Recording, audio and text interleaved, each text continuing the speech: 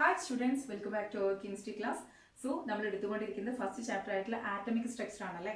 Okay, അപ്പോൾ അതിൽ നമ്മൾ ചില എക്സ്പെരിമെന്റ്സും അതുപോലെ തന്നെ ചില സയന്റിസ്റ്റിനെയൊക്കെ പരിചയപ്പെട്ടിട്ടുണ്ടായിരുന്നു. ഓക്കെ, ആരൊക്കെയായിരുന്നു കഴിഞ്ഞ ക്ലാസ്സിൽ നമ്മൾ പരിചയപ്പെട്ട സയന്റിസ്റ്റ് ഏതൊക്കെയാണെന്ന് പറഞ്ഞേ. ആദ്യമായിട്ട് നമ്മൾ കാണിച്ചത് ഏതായിരുന്നു? സർ ഹംഫ്രി ഡേവി അല്ലേ, പിന്നെയോ Michael Faraday, then Heinrich Geissler, then Julius Plucker അല്ലേ. ഇങ്ങനെ ഈ 4 സയന്റിസ്റ്റിനെ നമ്മൾ പരിചയപ്പെട്ടത് അവരുടെയൊക്കെ കൺക്ലൂഷൻസ് ഒക്കെ കണ്ടു. അപ്പൊ ഇനി നെക്സ്റ്റ് ആയിട്ട് നമ്മൾ ഇവരുടെ കൺക്ലൂഷൻ, ഇവരെവിടെയാണോ എത്തി നിൽക്കുന്നത്, അതിനുശേഷമുള്ള ചില എക്സ്പെരിമെന്റ്സും അവരുടെ ഒബ്സർവേഷൻസും കൺക്ലൂഷൻസും റിസൾട്ട്സും ഒക്കെയാണ് നോക്കാൻ പോകുന്നത്. ഏതൊക്കെയാണെന്ന് നോക്കിക്കേ, ടീച്ചർ തന്നിട്ടുണ്ട്. ഓക്കെ, വില്യം ക്രൂക്സ് ആണല്ലേ. അദ്ദേഹം എന്താ ചെയ്തത്? അദ്ദേഹം നമ്മുടെ ഗേസ്ലർ കണ്ടെത്തിയിട്ടുള്ള വാക്യൂം ട്യൂബിനെ മോഡിഫൈ ചെയ്യാണ് with the help of nature of gas. നമ്മൾ ആ വാക്യൂം ട്യൂബിനകത്ത് ഗ്യാസ് നിറച്ചിട്ടാണ് എക്സ്പെരിമെന്റ് ചെയ്തിട്ടുണ്ടായിരുന്നത്. സോ ഈ ഗ്യാസിന്റെ നേച്ചറിനനുസരിച്ചിട്ട് എന്ത് ചെയ്യാണ് അദ്ദേഹം? നമ്മുടെ ഗേസ്ലറുടെ വാക്യൂം ട്യൂബിനെ മോഡിഫൈ ചെയ്തിട്ട് കാഥോഡ് റേ ട്യൂബ് ഉണ്ടാക്കുകയാണ്. അങ്ങനെ അദ്ദേഹം എന്ത് ചെയ്യാണ്? അവിടെ ഉണ്ടാകുന്ന ചേഞ്ചസ് ഒബ്സർവ് ചെയ്യാണ്. കാഥോഡ് റേ ട്യൂബ് എക്സ്പെരിമെന്റിലൂടെ അദ്ദേഹത്തിന്റെ ചേഞ്ചസ് ഒക്കെ ഒബ്സർവ് ചെയ്യാണ് ചെയ്തത്. അങ്ങനെ അദ്ദേഹം എന്ത് ചെയ്യാണ്? when the pressure inside the tube decreases he observed something. അതായത് നമ്മൾ ആ ഫിഗർ എയും ബിയും കാണുന്നുണ്ടോ? അതില് അദ്ദേഹം എന്താ ചെയ്തത്? അദ്ദേഹത്തിന്റെ ആ ഒരു കാഥോഡ് റേ ട്യൂബിന്റെ ഉള്ളിലെ പ്രഷർ ഡിക്രീസ് ചെയ്യിക്കുകയാണ് ചെയ്യുന്നത്. ഓക്കെ, ഡിക്രീസ് ചെയ്തപ്പോൾ ഉണ്ടായിരുന്ന ഒബ്സർവേഷൻസ് ആണ് നമ്മുടെ ആ ഫിഗറിൽ കൊടുത്തിട്ടുള്ളത്, ഫിഗർ എയിലും ഫിഗർ ബിയിലും.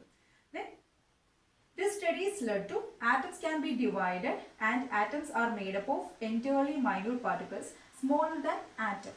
Okay, ഇത് എന്തിലേക്ക് എത്തിച്ചു? ആറ്റംസിനെ നമുക്ക് ഇനിയും ഡിവൈഡ് ചെയ്യാൻ കഴിയുന്നു.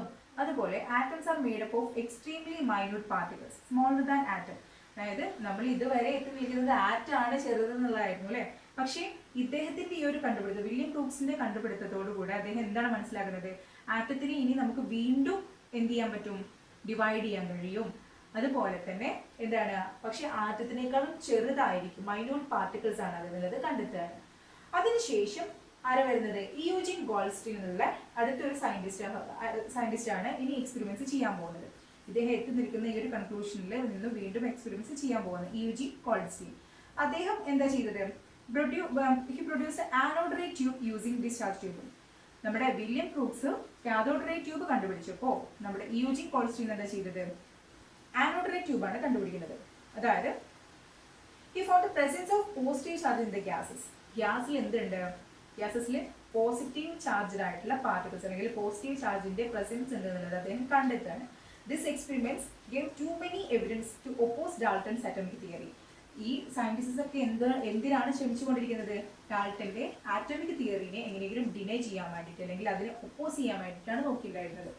യൂജിൻ ഗോൾസ്റ്റീന്റെ ഈ കണ്ടുപിടുത്തത്തോട്, ഈ ഒരു ഡിസ്കവറിയോട് കൂടെ എന്തുണ്ടായി? അതിന് ഒരുപാട് എവിഡൻസസ് ആയി. അതായത് ഡാൾട്ടന്റെ ആറ്റമിക് തിയറി ഒപ്പോസ് ചെയ്യാനുള്ള ഒരുപാട് എവിഡൻസസ് കിട്ടിക്കൊണ്ടിരുന്നു. സോ പിന്നീട് അതിനുശേഷം വിൽഹം റോൺജൻ ആണ് എന്ത് ചെയ്തത്? അതിനുശേഷമുള്ള എക്സ്പെരിമെന്റ്സ് നടത്തുന്നത്. ഓക്കെ, ഇനിയാണ് നമ്മുടെ കഥ മാറുന്നത്.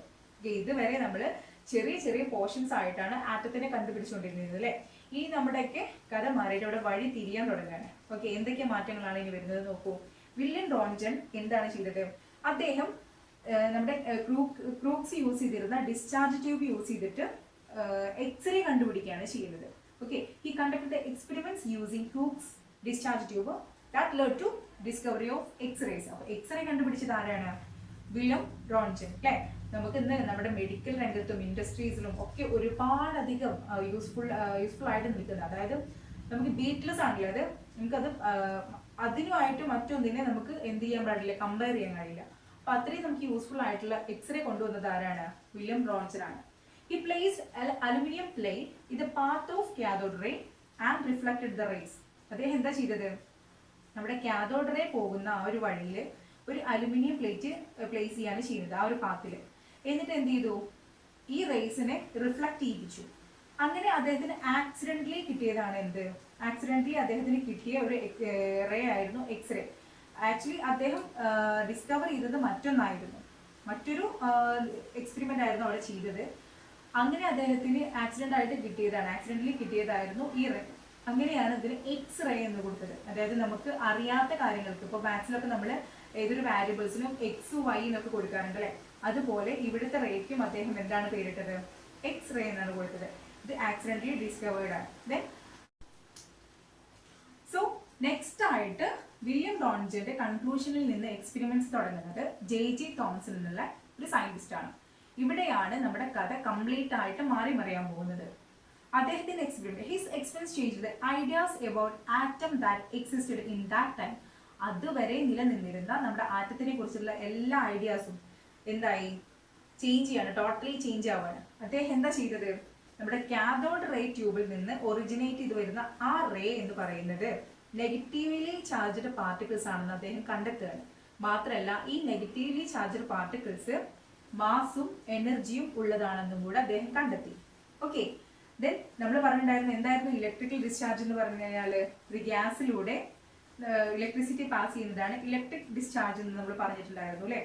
ഓക്കെ, അപ്പൊ ഈ ഇലക്ട്രിക് ഡിസ്ചാർജിന്റെ സമയത്ത് ഏതൊരു ഗ്യാസ് ആയി കഴിഞ്ഞാലും അതിലൂടെ ഇലക്ട്രിസിറ്റി പാസ് ചെയ്യുമ്പോൾ നമുക്ക് കിട്ടുന്നത് ഈ സെയിം നെഗറ്റീവ് പാർട്ടിക്കിൾസ് തന്നെയാണ്, നെഗറ്റീവ് ചാർജുള്ള പാർട്ടിക്കിൾസ് തന്നെയാണ്. അത് ഏത് തരം ഏത് നേച്ചറുള്ള ഗ്യാസസ് ആയി കഴിഞ്ഞാലും കിട്ടുന്നത് എന്ത് തന്നെയാണ്, നെഗറ്റീവ് ചാർജുള്ള പാർട്ടിക്കിൾസ് തന്നെയാണെന്നുള്ളത് അദ്ദേഹം കണ്ടിട്ടാണ് ചെയ്യുന്നത്. These particles are common to all substances അല്ലെ, എല്ലാ സബ്സ്റ്റൻസസിലും എന്തുണ്ട്, ഇതിന്റെ ഈ പാർട്ടിക്കിൾസ് തന്നെയാണ് ഉള്ളത്, ഈ പാർട്ടിക്കിൾസ് കോമൺ ആണെന്നുള്ളത് അദ്ദേഹം കണ്ടെത്തുകയാണ്. He proved that they are much smaller particles than the atom and are part of atoms.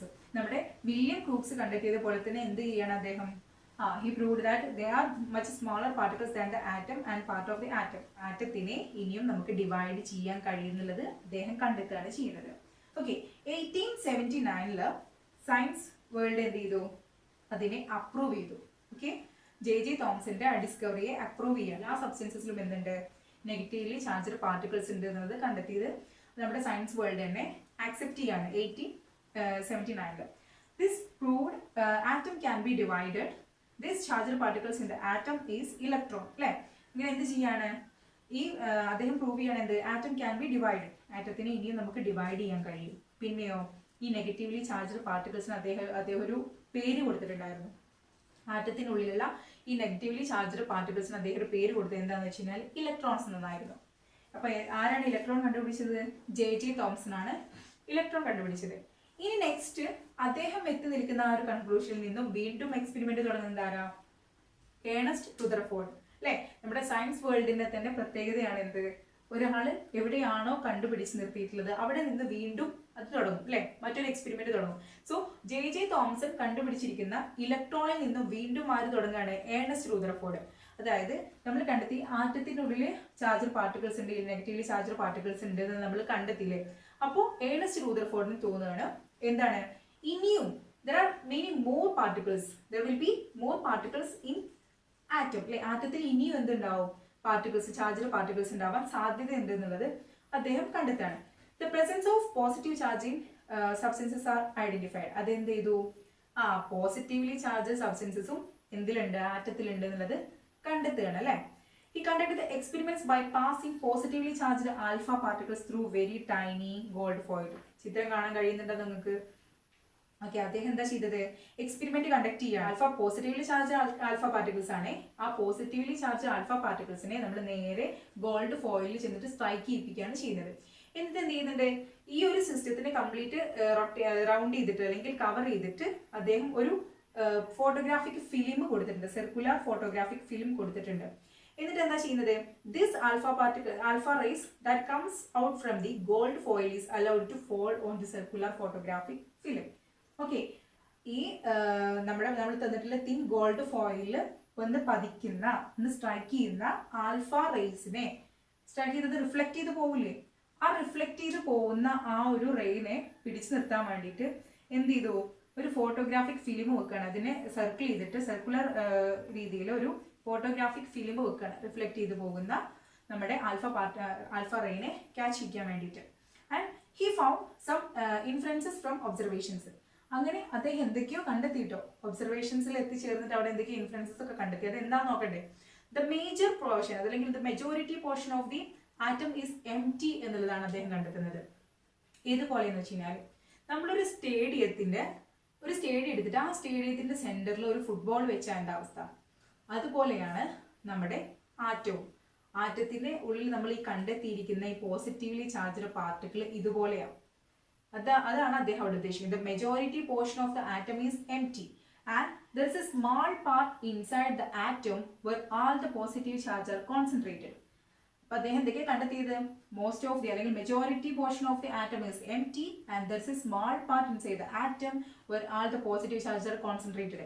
നമ്മൾ ഈ പറഞ്ഞിട്ടുള്ള കണ്ടെത്തിയിട്ടുള്ള ഈ പോസിറ്റീവ് ചാർജസ് എല്ലാം കോൺസെൻട്രേറ്റ് ചെയ്തിട്ടുള്ള ഒരു സ്മോൾ പാർട്ട് എവിടെയുണ്ട്? ആറ്റത്തിന്റെ സെന്ററിൽ ഉണ്ട് എന്നുള്ളതാണ് അദ്ദേഹം കണ്ടെത്തിയത്.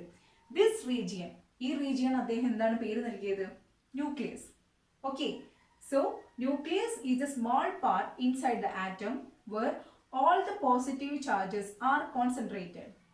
Okay, in 1911 science world accepted his experiments and conclusions. അദ്ദേഹത്തിന്റെ കൺക്ലൂഷൻസും എക്സ്പെരിമെന്റ്സും 1911 സയൻസ് വേൾഡ് ആക്സെപ്റ്റ് ചെയ്യാണ് ചെയ്യുന്നത്. Then in 1920 it was proved that the particles that were responsible for the positive charge are protons. അദ്ദേഹം കണ്ടെത്തിയിട്ടുണ്ടായിരുന്നു എന്ത്? നമ്മുടെ ആറ്റത്തിനുള്ളിൽ നെഗറ്റീവ് ചാർജിൽ ഇലക്ട്രോണിന്റെ പുറമെ പോസിറ്റീവ്ലി ചാർജിൽ എന്തോ ഒരു പാർട്ടിക്കിൾ ഉണ്ടെന്ന് കണ്ടെത്തിയിട്ടുണ്ടായിരുന്നു അല്ലെ? അവയെല്ലാം ആറ്റത്തിന്റെ സെന്ററിൽ കോൺസെൻട്രേറ്റ് ചെയ്ത് വെച്ചിട്ടുണ്ട് എന്നുള്ളതും കണ്ടെത്തിയിട്ടുണ്ടായിരുന്നു. പക്ഷെ അതിനന്ന് പേര് നൽകിയിട്ടുണ്ടായിരുന്നില്ല. അതിനുശേഷം 1920 എന്തുണ്ടായി? ഈ പോസിറ്റീവ്ലി ചാർജ്ഡ് പാർട്ടിക്കിൾസിന് പ്രോട്ടോൺസ് എന്നുള്ള പേര് നൽകുകയാണ്. സോ പ്രോട്ടോൺസ് കണ്ടുപിടിച്ചത് ആരാ? നമ്മുടെ ഏണസ്റ്റ് റൂദർഫോർഡ് ആണ്. ഓക്കെ ആണല്ലോ? Its change is found to be this charge is found to be equal and opposite to the that of the electron. Okay, നമ്മൾ ഈ കണ്ടുപിടിച്ചിട്ടുള്ള ചാർജ് നേരത്തെ നമ്മുടെ ജെ തോംസൺ കണ്ടുപിടിച്ചിരുന്ന ഇലക്ട്രോണിന്, അതായത് നെഗറ്റീവ് ചാർജിലെ ഇലക്ട്രോണിന് ഈക്വൽ ആൻഡ് ഓപ്പോസിറ്റ് ആണ് എന്നുള്ളത് കണ്ടെത്തുകയാണ്. Then mass of the proton ആണ് പറയുന്നത്. പ്രോട്ടോണിന്റെ മാസ് എന്ന് പറയുന്നത് എന്താണ്? ഒരു ഹൈഡ്രജൻ ആറ്റത്തിന്റെ മാസിന് ഈക്വൽ ആണ്. Also predict the presence of chargeless particles in the nucleus. മാത്രമല്ല അദ്ദേഹം എന്തുകൂടെ കണ്ടെത്തി? അവിടെ ചാർജ്ലെസ് പാർട്ടിക്കിൾസും ഉണ്ട് അല്ലേ? ന്യൂക്ലിയസിൽ ചാർജ്ലെസ് പാർട്ടിക്കിൾസും ഉണ്ടെന്ന് അദ്ദേഹം കണ്ടെത്തുകയാണ്. സോ പ്രോട്ടോൺസും അതുപോലെ തന്നെ ന്യൂക്ലിയസും കണ്ടെത്തിയത് ആരാ? നമ്മുടെ ഏണസ്റ്റ് റൂദർഫോർഡ് ആയിരുന്നു. സോ ഇപ്പൊ നമ്മൾ ഏണസ്റ്റ് റൂദർഫോർഡിന്റെ കൺക്ലൂഷനിൽ എത്തി നിൽക്കുകയാണ് അല്ലെ? ഇനി അദ്ദേഹത്തിന്റെ ആ കൺക്ലൂഷനിൽ നിന്നാണ് അടുത്ത സയന്റിസ്റ്റ് ആയിട്ടുള്ള ജെയിംസ് ചാഡ്വിക്ക് അദ്ദേഹത്തിന്റെ എക്സ്പെരിമെന്റ്സ് തുടങ്ങുന്നത്. അത് എന്തിനു വേണ്ടിയിട്ടായിരിക്കും? നമ്മളിപ്പോൾ കണ്ടെത്തി ആറ്റത്തിൻ്റെ ഉള്ളിൽ ഒരു പോസിറ്റീവ്ലി ചാർജ് കോൺസെൻട്രേറ്റ് ചെയ്തിട്ടുള്ള ഒരു ഭാഗമുണ്ട്. അതിന് നമ്മൾ ന്യൂക്ലിയസ് എന്നുള്ള പേര് നൽകിയിട്ടുണ്ട്. അതുപോലെ തന്നെ ഈ ന്യൂക്ലിയസിനുള്ളിൽ പോസിറ്റീവ്ലി ചാർജ് ആയിട്ടുള്ള പ്രോട്ടോൺ ഉണ്ട് എന്നുള്ളത് കണ്ടെത്തി. ഇനി എന്തെങ്കിലും അതിനകത്തുണ്ടോ എന്നുള്ളത് ടെസ്റ്റ് ചെയ്യണ്ടേ? അതിന് വേണ്ടിയിട്ടാണ് നമ്മളെ സയന്റിസ്റ്റ് ആയിട്ടുള്ള ജെയിംസ് ചാഡ്വിക്ക് അദ്ദേഹത്തിന്റെ എക്സ്പെരിമെന്റ്സ് കണ്ടക്ട് ചെയ്തത്. പക്ഷേ അണ്ടർ ദ ഗൈഡൻസ് ഓഫ് റൂദർഫോർഡിന്റെ ഗൈഡൻസിലായിരുന്നു അദ്ദേഹം തന്റെ എക്സ്പെരിമെന്റ്സ് കണ്ടക്ട് ചെയ്തത്. He proved that inside the nucleus there are neutral particles having the mass equal to that of protons. അല്ലെ? അതായത് പ്രോട്ടോൺസിന്റെ സെയിം മാസ്, ഈക്വൽ മാസ് ഉള്ള neutral particles എവിടെയുണ്ട്? ന്യൂക്ലിയസിലുണ്ട് എന്നുള്ളത് കണ്ടെത്തുകയാണ്. ന്യൂട്രൽ പാർട്ടിക്കിൾസ് എന്ന് പറഞ്ഞാൽ ചാർജ് ഇല്ലാത്ത പാർട്ടിക്കിൾസ് എവിടെയുണ്ട്? നമ്മുടെ ന്യൂക്ലിയസിനുള്ളിൽ ഇനിയും ഉണ്ടെന്ന് കണ്ടെത്തുകയാണ്. അങ്ങനെ അദ്ദേഹം ഈ ഒരു ചാർജ്ഡ് പാർട്ടിക്കിൾസിനെ ന്യൂട്രോൺ എന്നുള്ളതാണ് പേരിട്ടത്. അപ്പോൾ നമ്മുടെ ആറ്റത്തിനുള്ളിൽ എന്തൊക്കെയുണ്ടെന്ന് നമ്മൾ കണ്ടെത്തിയത്? പോസിറ്റീവ് ചാർജ് കോൺസെൻട്രേറ്റ് ചെയ്ത് വെച്ചിട്ടുള്ള സെന്ററിൽ ഒരു ന്യൂക്ലിയസ് ഉണ്ട്. ആ ന്യൂക്ലിയസിൻ്റെ ഉള്ളിൽ പോസിറ്റീവ്ലി ചാർജിലുള്ള പ്രോട്ടോൺസ് ഉണ്ട്. ദെൻ ചാർജ്ലെസ് ആയിട്ടുള്ള ന്യൂട്രൽ ചാർജുള്ള ന്യൂട്രോൺസ് ഉണ്ട് എന്നുള്ളത് നമ്മൾ കണ്ടെത്തുകയാണ്. ദെൻ നെക്സ്റ്റ് ആയിട്ട് അദ്ദേഹം കണ്ടുപിടിച്ചത് നമ്മുടെ ആറ്റത്തിന്റെ ടോട്ടൽ മാസ് കോൺസെൻട്രേറ്റ് ചെയ്തിരിക്കുന്നത് ഈ ന്യൂക്ലിയസിലാണ്. Particles proton and electron that possess mass and are in the nucleus. അല്ലെ? മാസ് ഉള്ള ഇലക്ട്രോൺസും പ്രോട്ടോൺസും ഒക്കെ എവിടെയാണുള്ളത്? ന്യൂക്ലിയസിലാണ്. അതുകൊണ്ട് തന്നെ ആറ്റത്തിന്റെ ടോട്ടൽ മാസ് കോൺസെൻട്രേറ്റ് ചെയ്തിരിക്കുന്നത് അല്ലെങ്കിൽ ടോട്ടൽ മാസ് ഉള്ളത് എവിടെയാണ്? ന്യൂക്ലിയസിലാണെന്നുള്ളത് കണ്ടെത്തുകയാണ്. സോ ഒരു ആറ്റത്തിന്റെ സ്ട്രക്ചർ കംപ്ലീറ്റ്ലി നമ്മൾ നോക്കുകയാണെന്നുണ്ടെങ്കിൽ അതിൽ നെഗറ്റീവ്ലി ചാർജ് ഇലക്ട്രോൺസ് ഉണ്ട്, പോസിറ്റീവ് ചാർജ് പ്രോട്ടോൺസ് ഉണ്ട്, ദെൻ ന്യൂട്രൽ ചാർജസ് ആയിട്ടുള്ള ന്യൂട്രോൺസ് ഉണ്ടെന്ന് നമ്മൾ കണ്ടെത്തുകയാണ് അല്ലേ? Then the difference in the number of these particles makes an element different from the others. അതാണ് നിങ്ങൾ ശ്രദ്ധിക്കേണ്ട പോയിന്റ്. ഓക്കെ, ഈ ഇലക്ട്രോണിന്റെയും പ്രോട്ടോണിന്റെയും ന്യൂട്രോണിന്റെയൊക്കെ എണ്ണത്തിലുള്ള ഡിഫറൻസ് ആണ്, നമ്പറിലുള്ള ഡിഫറൻസ് ആണ് ഇവിടെ ഓരോ എലമെന്റിനെയും ഒന്ന് മറ്റൊന്നിൽ നിന്ന് ഡിഫറെന്റ് ആക്കാൻ കാരണം. The difference in the number of these particles makes an element different from each other. അല്ലെ? ഒന്നിനെ മറ്റൊന്നിൽ നിന്ന് ഡിഫറെൻ്റ് ആക്കുന്നത്. നമ്മൾ ആദ്യം തുടങ്ങിയപ്പോൾ പറഞ്ഞിട്ടുണ്ടായിരുന്നു, ഓരോ എലിമെന്റ് അല്ലെങ്കിൽ എല്ലാ മെറ്റീരിയൽസും എന്താണ്, ഒന്ന് മറ്റൊന്നിൽ നിന്ന് അതിന്റെ പ്രോപ്പർട്ടീസിലൊക്കെ ഡിഫറെൻ്റ് ആണ്. അങ്ങനെ ഇങ്ങനെ ഒരു ഡിഫറെൻ്റ് കാണിക്കാൻ കാരണം എന്താ, ഇത്തരത്തിൽ ഇലക്ട്രോൺസും പ്രോട്ടോൺസും ന്യൂട്രോൺസിന്റെയും എണ്ണത്തിലുള്ള ഡിഫറൻസ് ആണെന്നുള്ളതാണ് പറഞ്ഞത്. ഓക്കെ, അപ്പോൾ നമ്മളിപ്പോൾ ആറ്റത്തിനെ കുറിച്ചിട്ട് അതിൻ്റെ സ്ട്രക്ചറിൽ എത്തിച്ചേർന്നിട്ടുണ്ട് അല്ലേ. അപ്പോൾ ഇന്നത്തെ ക്ലാസ്സിൽ നമ്മൾ കുറച്ച് കാര്യങ്ങൾ പഠിച്ചിട്ടുണ്ടായിരുന്നു. ഏതൊക്കെയായിരുന്നു? നമ്മൾ ജെ തോംസന്റെ ഇലക്ട്രോൺ അല്ലെ, ജെ തോംസൺ കണ്ടെത്തിയ ഇലക്ട്രോൺസ്, നെഗറ്റീവ്ലി ചാർജ്ഡ് ഇലക്ട്രോൺസിനെ കണ്ടു. ദെൻ നമ്മുടെ ഏണസ്റ്റ് റൂദർഫോർഡ് അദ്ദേഹത്തിന്റെ ഗോൾഡ് ഫോയിൽ എക്സ്പെരിമെന്റിലൂടെ കണ്ടെത്തിയിട്ടുള്ള പ്രോട്ടോൺ, പോസിറ്റീവ്ലി ചാർജ്ഡ് പ്രോട്ടോൺസ് എന്നത് മനസ്സിലാക്കി. ദെൻ ആറ്റത്തിന്റെ സെന്ററിലാണ് പ്രോട്ടോൺസ് കോൺസെൻട്രേറ്റ് ചെയ്ത് വെച്ചിട്ടുള്ളത്. ഈ കോൺസെൻട്രേറ്റഡ് ഏരിയനെയാണ് നമ്മൾ ന്യൂക്ലിയസ് എന്ന് പറയുക. ന്യൂക്ലിയസിന്റെ ഉള്ളിലാണ് നമ്മുടെ പ്രോട്ടോൺസ് ഉള്ളത് എന്നുള്ളത് മനസ്സിലാക്കി. ദെൻ നമ്മുടെ ഏണസ്റ്റ് റൂദർഫോർഡിന്റെ ഗൈഡൻസിൽ നമ്മുടെ ജെയിംസ് ചാഡ്വിക്ക് ഒരു എക്സ്പെരിമെന്റ് നടത്തി. അദ്ദേഹം എന്ത് കണ്ടുപിടിച്ചു? അവിടെ ഇനിയും, അതായത് ന്യൂക്ലിയസിന്റെ ഉള്ളിൽ ഇനിയും പാർട്ടിക്കിൾസ് ഉണ്ട്. അവിടെ ഒരു ചാർജ്ലെസ് പാർട്ടിക്കിൾ, അതായത് ന്യൂട്രൽ ചാർജിലുള്ള ഒരു പാർട്ടിക്കിൾ ഉണ്ട്. അതിനെയാണ് നമ്മൾ ന്യൂട്രോൺ എന്ന് വിളിക്കുന്നത് എന്ന് പറഞ്ഞിട്ടുണ്ടായിരുന്നു. സോ ഇത്രയും കാര്യങ്ങളാണ് നമ്മൾ ഇന്നത്തെ ക്ലാസ്സിൽ പ്രധാനമായിട്ടും പഠിച്ചിട്ട്. Thank you for watching today's class.